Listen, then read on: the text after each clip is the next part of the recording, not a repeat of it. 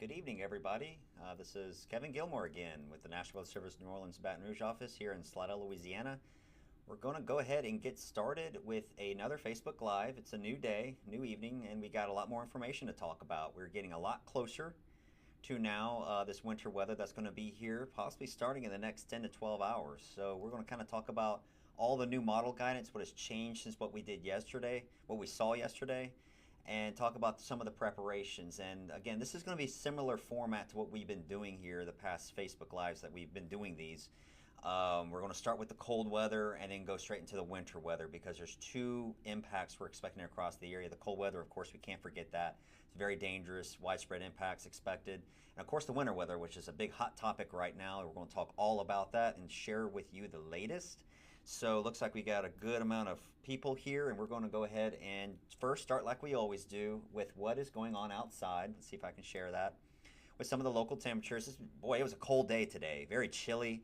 Already we're down into the 30s, already at 32 in Macomb, so that's 32 at 7:30 in the evening. That's pretty chilly. And we're on the path to having yet another frigid night. And with that, of course, now where's the storm system? Where's the winter weather? Well, we'll show you regional satellite imagery. We can see we're already starting to see some light echoes and returns across generally the south central U.S., around Texas and Oklahoma. Already starting to see some areas reporting snow in central Texas. So this is going to be the start of the storm right about here. This is the start of the storm. We got a low pressure center forming off of far southeast Texas. And this low pressure center is going to continue to strengthen and with time intensify and move off towards the northeast, bringing a shield of precipitation across the area. So this is going to be pretty much what we're going to be seeing all night. Are these lighter echoes?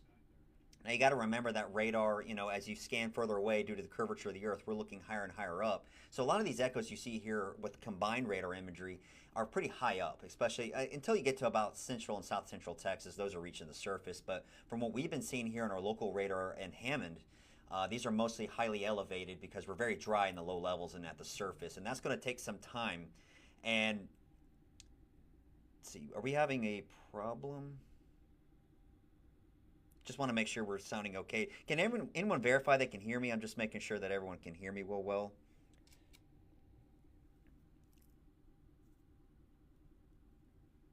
Yeah, I just want to make sure we're sounding good. If I need to turn my volume up, I can. I just want to make sure we're all sounding good. I'm going to turn my microphone up a little bit. Hopefully that'll help some. Let's see, we'll go back into it here. But like I was just mentioning, we'll continue to see some of these echoes continuing through the rest of the day. The rest of the night, and we'll see more of this going in through the rest of going into early tomorrow. So let's go ahead and show you two. Let's see, we'll go into some of the latest information that we have going in now across. Of course, I got to show this every time. I've always got to show you what the same map every single time is going to be. Make sure you know where you are located on a map. That is incredibly important, as I'm going to be showing you a lot of graphics here coming up shortly.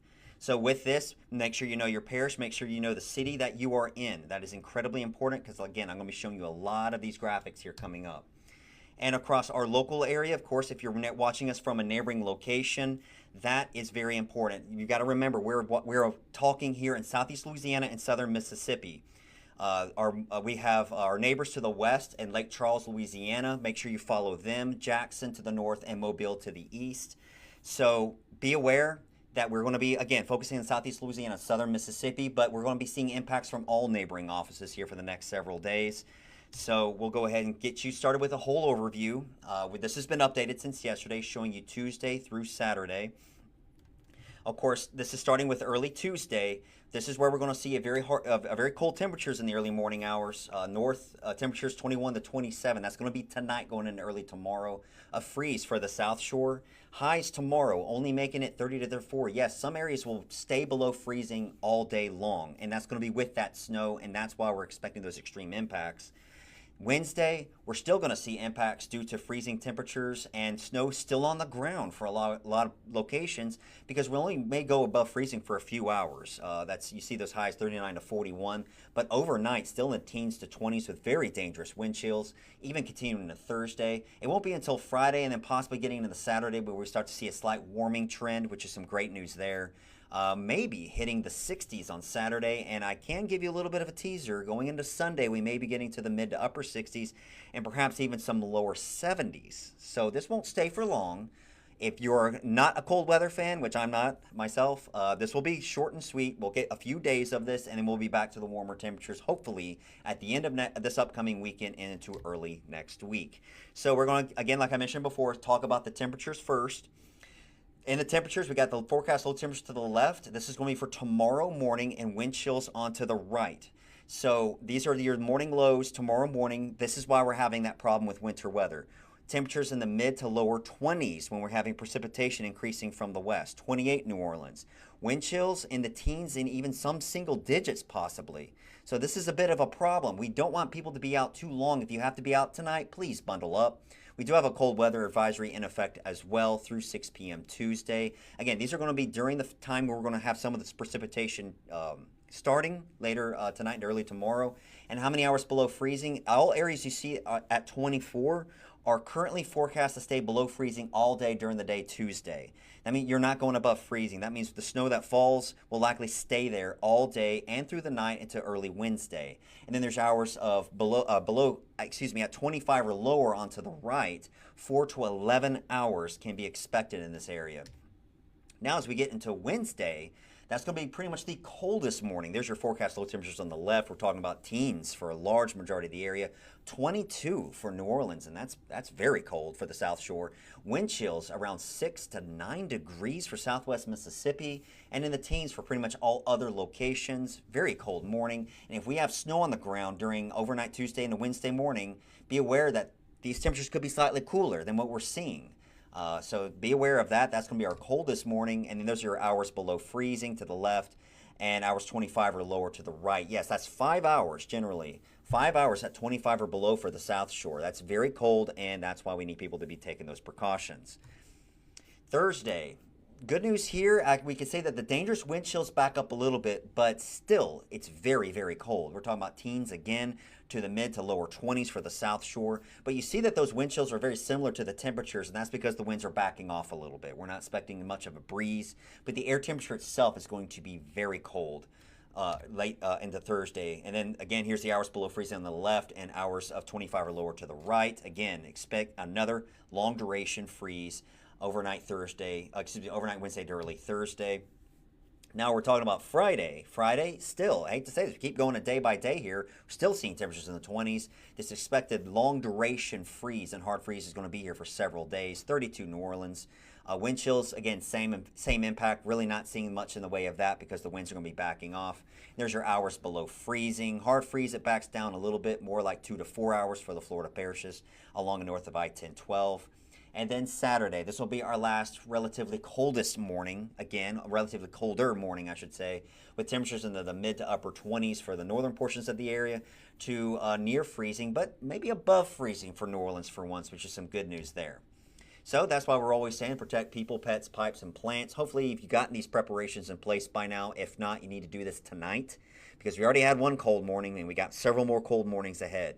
So people, make sure you spread the word about this type of cold is coming up. Pets, make sure that they have a warm place. Bring them indoors if possible. Make sure they have food and water that is not frozen.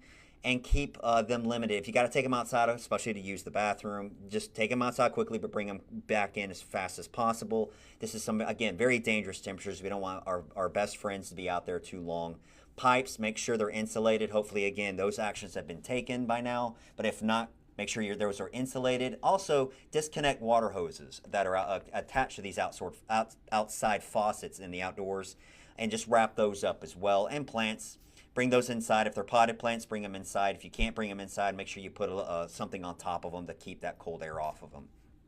If you have to be out in all this cold weather the next few days, make sure you dress in layers and cover exposed skin. Dress appropriately. I've always been pointing to the right here at the extreme cold. Make sure you have multiple layers, gloves, a hat, and anything like that. That's going to be very, very important. Now, we talked about the cold weather. We're going to go down to the winter weather. And what has changed since yesterday? The entire area is under a winter storm warning. I can say, going back through our history and database of how many times we've issued a winter storm warning for all 22 parishes and 8 South Mississippi counties, I could say that's only happened maybe, if I recall, once or twice ever since 2008. So this is pretty rare. We don't issue winter storm warnings a lot. And this is for the whole area. We're going to explain why coming up. This is in effect late tonight through Tuesday evening for the whole area. So we do have a winter storm coming up right on our back porch here. And as far as snow totals, I know a lot of people have been asking about snow totals. This is the latest updated numbers. Yes, if you've heard around, maybe some broadcast mets or others have been mentioning this, that axis for the snow total has actually now shifted slightly south. Those higher totals have shifted slightly south. So we're seeing a little bit less in the way for like Morganza up to Macomb. Still Morganza 5 to 6 is a lot, but Macomb to Centerville maybe is back down a little bit. That's because those higher totals have shifted south. Yes, 5 to 6 inches could be possible for New Orleans. And we're going to talk about some of the more historic snow events here coming up shortly at the end of this. But 6 to 7 feasible for Baton Rouge area to Hammond, 5 to 6 for Slidell. So definitely a high impact snow event is going to be looking possible with this system. And the high end 10% chance of snow totals, I have to emphasize here that there is only a 10% chance of seeing this. And if we do, we're not going to see these totals across the entire area. But there could be, sometimes when we see with these snow systems, this kind of like a swath of precipitation, we can get what are called embedded heavier snow banding. And where that's going to occur is almost impossible to know. But if it does occur, these totals could happen underneath some of those heavier snow bands. Again, not everybody's going to see these amounts because this is a low chance. This is a low 10% chance of seeing these totals. But we could see some swaths, possibly upwards of 10 to 13 inches somewhere in our area before all said and done. Again, I wouldn't plan on these totals. I'm going to go back to now. This is the forecast totals. This is the most likely forecasted values that we're expecting. Again, these ranges are what we're expecting, and this is the highest in potential, a low chance of seeing those totals. So impacts across the area. We're going to now talk about impacts. Why do bridges freeze first? That's going to be probably the first impacts we see with travel starting early tomorrow, going in through the rest of the morning. Bridges freeze first because they're elevated and that cold air can kind of come up underneath those bridges. So those turn to below freezing faster than the road does. The road is insulated and has the soil underneath it. So those bridges are going to be the first to see deteriorating conditions, and that's where we're going to see ice first. And for down here, we have a lot of bridges due to the creeks and bayous and lakes and rivers all across the area. So those bridges are going to see the first impacts from this. So keep that in the back of your mind. We do not want really people to travel, but we know some people have to travel. If you have to travel tomorrow, remember to have a spare emergency kit. Just make sure you have at least some of these, at the bare minimum, some of these in your car if you travel. These are all very important things to have just in case. Again, we're going to likely see some road closures out of this as we get during the daytime hours. So if you have to travel, make sure you're checking road conditions ahead of time. And make sure that you have a plan just in case, if you have to break plans, if you have to push things off. But I have to emphasize as well, we may see these travel impacts even through the day on Wednesday. And speaking of Wednesday getting into Thursday, yes, we may have what's called black ice, which is ice freezing on roadways that you can't really see because it's kind of transparent. Ice is clear. You can't really see this, so that's why it's called black ice. Be aware that this could remain on surfaces through the day on Wednesday, so we want you to check road conditions Wednesday as well. And yes, we could actually see impacts to travel all the way through early Thursday, especially on roadways that are shaded, where the sun is not really melting it yet. We could see impacts all the way through early Thursday. So again, I do not think people should travel Thursday, but Tuesday. But if you have to, I totally understand that. Just be cautious, extremely cautious, and be aware that those travel impacts can last Wednesday into Thursday as well. So where we're right here. Next time we show this graphic, we're going to be saying that now we're during, which is going to be the one to the right. This is where hopefully you adjusted plans accordingly. Make sure you have the warnings. We've already got the warnings out. And then remember, we just talked all about your pets. Make sure you got a plan for your pets as well. So you get to the during there, that's where we're going to be talking about this is actually happening, which again is going to be starting early tomorrow morning.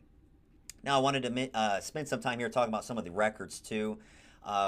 Just to kind of give you an idea for New Orleans, the last time we had measured snowfall officially at the airport site was December 4th, 2009. That was a long time ago, roughly about 15 years ago. So it's been a long time since we've had measured snow in New Orleans. The last significant snowfall there, you see there, period of record since 1948, was December 31st, 1963, when we had 2.7 inches of snow, and we could possibly see double that. So that's why we've been messaging this, a potentially historic snowstorm could be right here starting in the next 10 to 12 hours. And for other locations, you see it's been a long time since we've seen measurable snow up to any significance as well. So a lot of people here may not be used to it.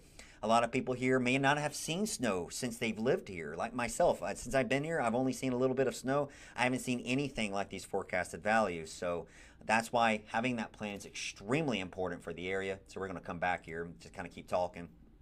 That's why having that plan is very important. Again, we haven't seen snow totals like this before. Actually, let me go back here. I want to actually show you the snow totals again, just in case.